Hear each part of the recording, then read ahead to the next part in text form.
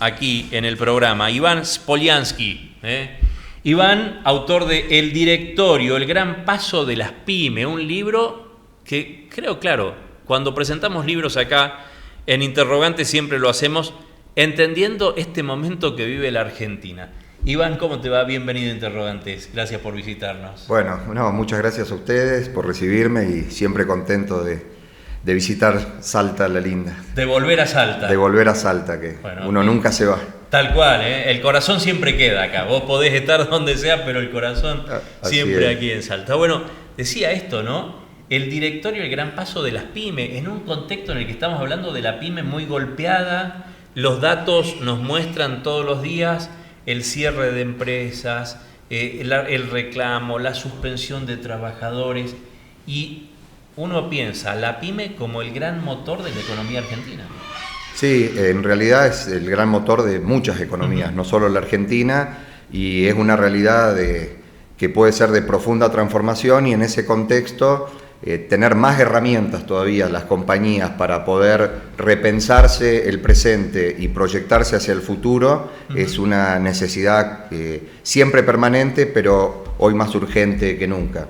Y muchas veces uno piensa que en los contextos así tan dinámicos, tan cambiantes o de tanta incertidumbre, es muy difícil plantearse un esquema para un empresario pyme o una pequeña compañía. Dice que tengo que pensar en mañana o hoy cómo pago las cosas, cómo hago para pensar en pasado mañana. Y esa dificultad que no vamos a poder reducir la incertidumbre porque va a estar, lo que podemos es transitarla y proyectarla de la mejor manera posible. Y esta es un poco la propuesta que quiero acercar, de que cualquier compañía, porque lo he vivido, de cualquier tamaño, industria, puede plantearse una nueva forma de conceptualizar y pensar la compañía. Pensaba en esto, ¿no? Cuando veía el título del libro, El Directorio, el gran paso de las pymes, digo, en la mentalidad del pequeño y mediano empresario, plantearle un directorio, digo, casi que suena locura, ¿no? Sí, porque uno piensa en el directorio como para las grandes compañías. Claro. Y lo que intenta justamente esto es tratar de transmitir esta idea de que esto es una forma distinta de hacer las cosas, que no genera más costos, al revés, sino que es una tecnología distinta para hacer las cosas. Y eso se puede incorporar sea del tamaño que sea. Entonces, y el directorio no hace referencia a un ente digamos, ficticio o por la galería. Digamos, esto tiene que ser un órgano que verdaderamente genere valor en la compañía. ¿Y este valor cuál es? Generar el espacio, alejarse de ese día a día, porque uno necesita una cierta estructura para salir de ahí, que permita generar en forma sistemática un pensamiento de mediano y largo plazo y no un pensamiento de hoy y mañana, que ese lo sabemos hacer perfectamente todos. Exacto. Lo que tenemos que aprender es una nueva forma. Pensaba en eso, ¿no? Y digo, no he leído el libro todavía, pero sí he leído algunas reseñas del libro, y pensaba en esto, cómo hay que cambiar la mentalidad y cómo este momento es propicio para eso, ¿no? Porque el momento de crisis siempre es un momento de oportunidad, ¿no? Digo, y sacarse el yo y empezar a pensar en nosotros. Bueno, la invitación, como lo nombra la palabra, un directorio tiene un mínimo requisito, que por lo menos seamos más de 2 o más. Claro. Con lo cual requiere un aprendizaje de pensar colectivamente y tomar decisiones en forma colectiva y pensando en el mediano y largo plazo. Esos son los grandes desafíos que tenemos los empresarios pymes, acostumbrados en general a ser los que dirigimos a todos y con una gran responsabilidad, que esto me parece importante transmitir, que las empresas, a mi criterio, son a imagen y semejanza de quienes las fundaron o las crearon. Entonces no tenemos a quien echarle la culpa más que a nosotros de lo que pase. Claro. Entonces, la primera transformación que tenemos que hacer es estar dispuestos a cambiar nosotros mismos en esta forma de pensar, concebir, dirigir y tomar las decisiones. Y esta es la invitación a hacerlo de una manera distinta. Justamente hablando de pymes, muchos, y sobre todo cuando hablamos de pymes chicas, ¿no? Pensamos más en economías familiares, ¿no? En empresas familiares, donde la responsabilidad de la empresa va recayendo en el más grande, ¿no? La empresa era del abuelo, bueno, pasa después al padre, pasa al nieto, pero siempre hay uno que es el que toma la decisión. Cuando se rompe esa forma de pensar y cuando se abre la posibilidad, ahí es donde está el cambio. Claro, porque, digamos, el liderazgo en general que tenemos concebido es un liderazgo muy autoritario, muy verticalista, y es la forma en que hemos aprendido hasta ahora. Pero la realidad es que los desafíos actuales requieren una multiplicidad de visiones, porque ya nadie es dueño de la verdad. Hoy con la inteligencia artificial, el conocimiento parecería que no es nuestro, sino de otro. Entonces, la forma de interpretar la realidad, de elegir los caminos y demás, yo creo y verdaderamente se facilita y es mucho más enriquecedor cuando es entre varios y con los aportes y las miradas y experiencias de cada uno. Entonces, de esa manera... En esta línea, estoy pensando en voz alta, digo, ¿no? Pienso en una pyme familiar.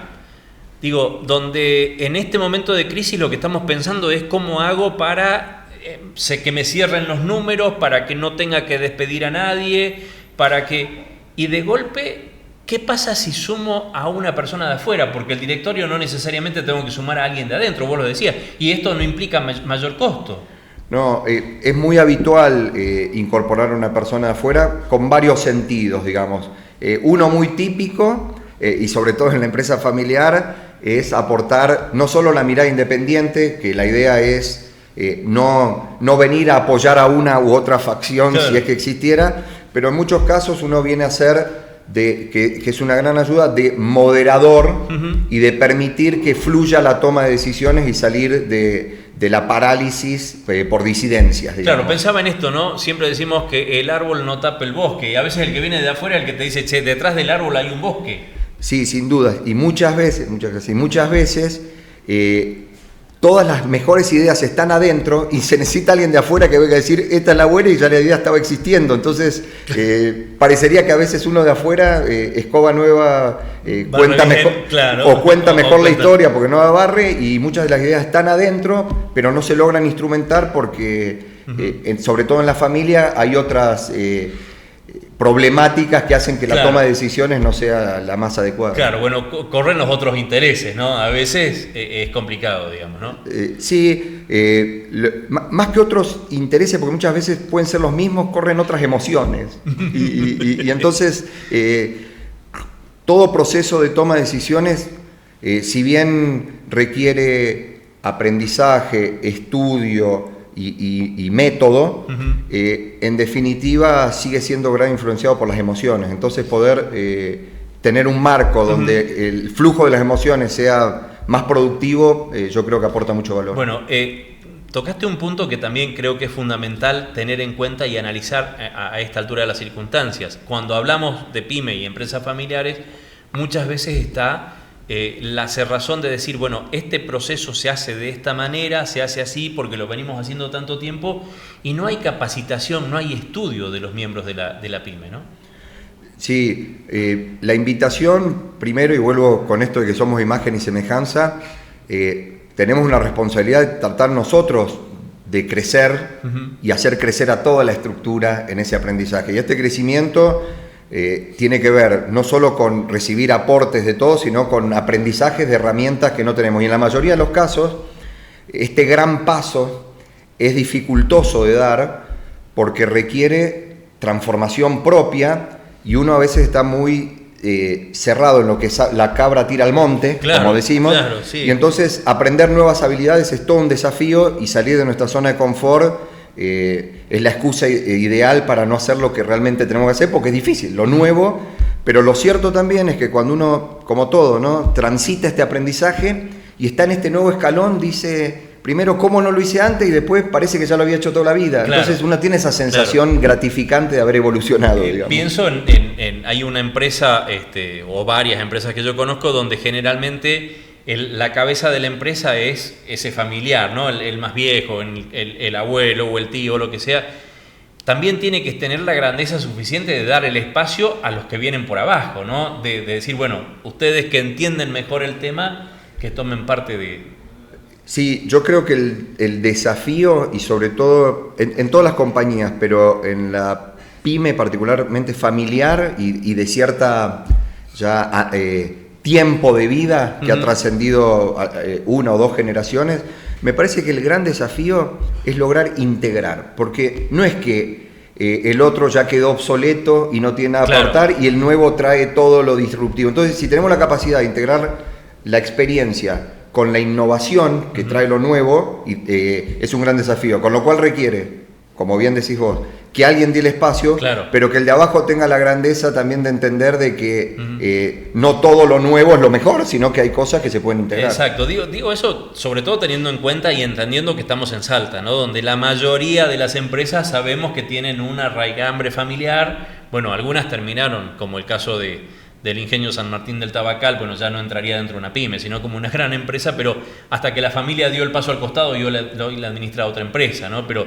generalmente todas han tenido ese pasado familiar aquí en Salta. Y sí, la transición de la sucesión a cualquier nivel es un enorme desafío. Los que logran anticiparse al problema de la sucesión, inclusive en contexto en que la compañía le va bien, supongamos que no está con las crisis recurrentes en las que estamos acostumbrados, sino que en general le va bien, poder estructurarse de una manera distinta, ir haciendo una delegación de la dirección de una manera más ordenada, en general demuestra que son procesos mucho menos traumáticos que aquellos donde termina de cualquier manera. Mezclo lo coyuntural, lo actual con esto. Tanto se debate o se debatió de la reforma, de la ley de reforma, ¿no? O modernización laboral, como lo plantea el presidente. Hemos escuchado muchas voces, particularmente, bueno, nosotros también hemos tenido opiniones en contra de la modernización laboral o en determinados aspectos de la modernización laboral. ¿Crees que la legislación va en camino y ayuda a la pyme o todavía nos falta una vuelta de tuerca? No, yo creo que le faltan muchas vueltas de tuerca, digamos, a la pyme todavía para poderla ayudar verdaderamente. Como todo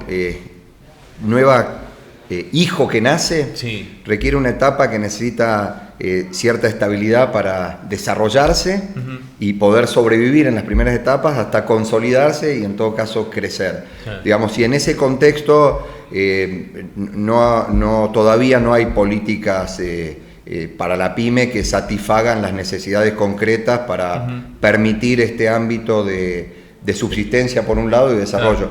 Eso nos da esta capacidad argentina de la resiliencia, la adaptabilidad y cosas, pero en definitiva termina generando un ecosistema donde la pyme no termina de tener, aunque sea un crecimiento lento, termina siendo un electrocardiograma que en el mejor de los casos sobrevive y si supera ciertas cosas quizás crece, pero creo que un espacio de cierto que permita darle el marco ese todavía le falta mucho. Ayer entrevistamos a Benito Fernández, ¿no? Empresario textil, diseñador textil, y él decía, necesitamos que el gobierno no nos ayude, sino que nos acompañe, ¿no? Como marcando eso, no quiero subsidio, no quiero, pero sí que me des, creo, coincidiendo con vos, ¿no?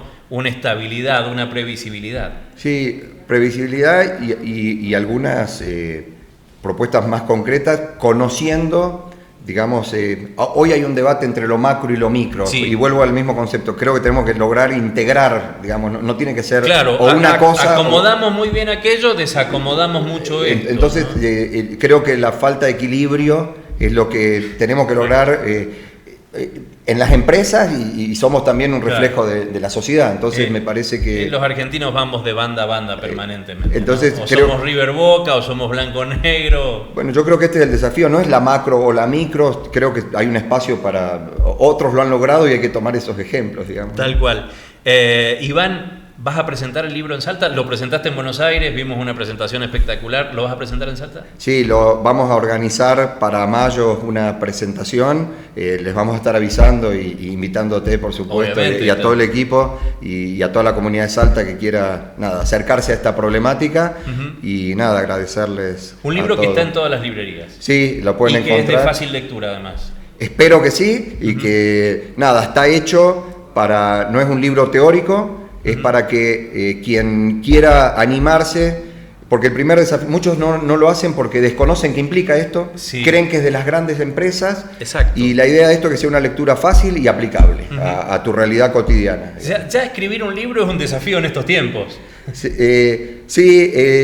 Pero sigue siendo el trabajo todavía cognitivo de sentarse, tratar de transmitir una idea y después de consumirlo, comprarla en el tiempo adecuado, el espacio para pensar, reflexionar, por más inteligencia artificial que haya, además va a seguir siendo algo necesario que requiera... Estamos viendo en lo que nosotros llamamos los países desarrollados cómo ahora gobiernos empiezan a comprar libros para que los chicos vuelvan de nuevo a tocar el libro, la hoja, el papel, ¿no? Sí, para los que estamos en esta generación intermedia todavía sigue siendo un placer la hoja de papel. No te acostumbras a leer en el teléfono. No, ya vas adoptando algunos, pero seguís tocando un poco. Tal cual. Iván, gracias por venir. No, muchas gracias. Y esperamos tu presentación en mayo. Y gracias por recibirme y saludos a todos Salta. Gracias.